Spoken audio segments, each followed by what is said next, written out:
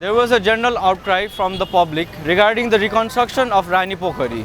They were about to use concrete and forget all the traditional methods that have been used for the past centuries. We were about to forget what we stood on.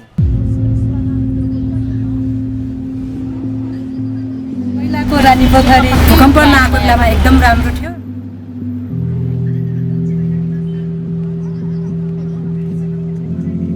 पानी जम्मा भएपछि काम गर्नै गाह्रो छ।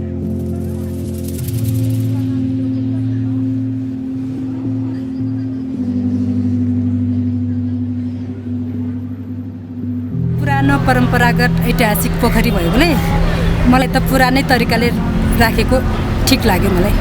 मेरो नाम सुभद्रा दाजु भक्तपुरबाट। मन्दिर वरिपरि माटो नै माटो थियो, त्यो निकाल्यो। त्यहाँ फेरि त्यो जग खनेर वाल लायो। वाल लाइसकेपछि अहिले चाहिँ यहाँ वाल लाएर माटो तास्ने काम गर्यो।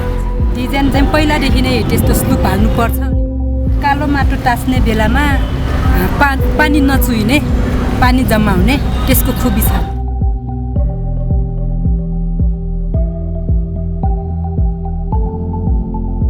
If you raise your voice, if you ask the right questions, and if you are persistent about what you want to do, then you will get what you want, and the traditional methods will always win over the modern methods.